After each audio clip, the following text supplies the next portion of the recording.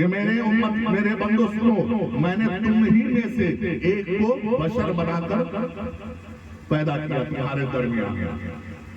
یعنی تمہیں میں سے میں نے تمہیں ایک نبی دیا ہے، تمہیں میں سے میں نے تمہیں ایک نبی دیا، تمہیں میں سے کا مطلب کیا ہوا؟ ہمارے درمیان، یعنی ہمارے جیسے، ہم ان کے جیسے نہیں، وہ ہمارے جیسے، یعنی شکل و صورت تو ہماری ہوگی لیکن وہ نبی ایسا ویسا نبی نہیں ہوگا۔ آج کل کے جو مولانا ہے وہ کہتے ہیں کہ نبی ہمارے جیسے تھے، نبی ہمارے جیسے نہیں تھے۔ ارے نبی کا مرتبہ وہ تھا، ارے میرے نبی کا جب زلفیں دیکھی جائیں گی تو قرآن میں واللیل کہا ہے، میرے مصطفیٰ کی آنکھوں کو والنور کہا ہے، ارے میرے مصطفیٰ کا انداز ایسا نور تھا، ایسا نور تھا کہ پورے قرآن اللہ رب العزت نے میرے مصطفیٰ کی یاد میں اتار دیا ہے، میرے مصطفیٰ کی یاد میں اللہ تبارک و تعالیٰ نے پورے قرآن کو زمین پر اتار کر بتا دیا کہ اگر تمہیں قرآن سے محبت کرنی ہے، اگر تمہیں قرآن پڑھنا ہے، میری نبی کی سیرت کو دیکھ لو، ایک طرف قرآن کو دیکھ لو۔ رحمت ہے، رحمت والا ہے، تو آسمان کا بھی رحمت والا ہے، جو زمین پر پیدا ہوا اس کا بھی تو رحمت والا ہے، اور جو آسمان میں جو جن و انسان ہے، جو فرشتے ہیں، ان کا بھی تو رحمت والا ہے۔ پتہ یہ چلا میرے مصطفیٰ صرف زمین والوں کے لیے نہیں، صرف آسمان والوں کے لیے نہیں، خدا کی ذات کے علاوہ جتنے بھی خدا نے اپنی قدرت سے جسے بھی پیدا کیا، میرے مصطفیٰ کے علاوہ رب نے اپنی قدرت سے جسے بھی پیدا کیا، میرے مصطفیٰ ہر ایک کی رحمت، ہر ایک کی رحمت۔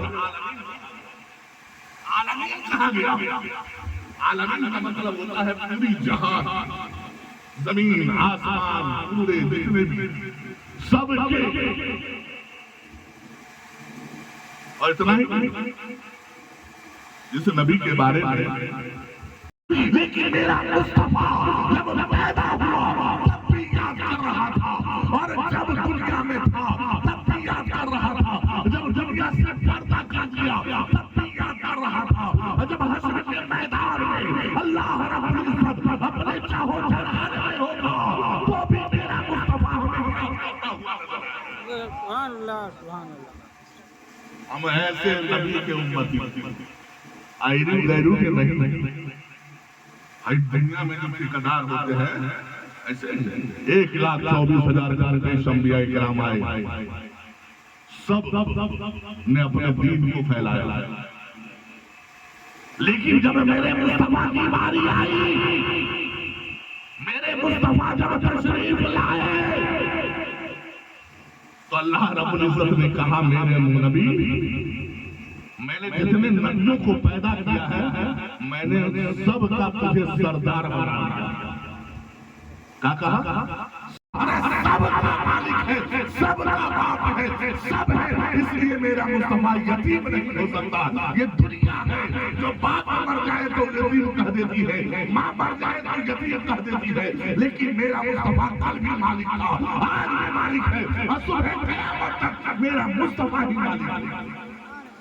سبحان اللہ، سبحان اللہ۔ وہی مالک، یہ زمانے کے اعتبار سے ہم فیصلہ کر لیتے ہیں کون یتیم ہے، کون غریب ہے، کون فقیر ہے، کون کیسا ہے، لیکن میرے رب نے کبھی کسی میں فرق پیدا نہیں کیا، وہ سب کو ایک ہی طرح پیدا کرتا ہے۔ مہر ہم لگاتے ہیں، فرق ہم ڈالتے ہیں، ہم اس کے اندر جاتی اور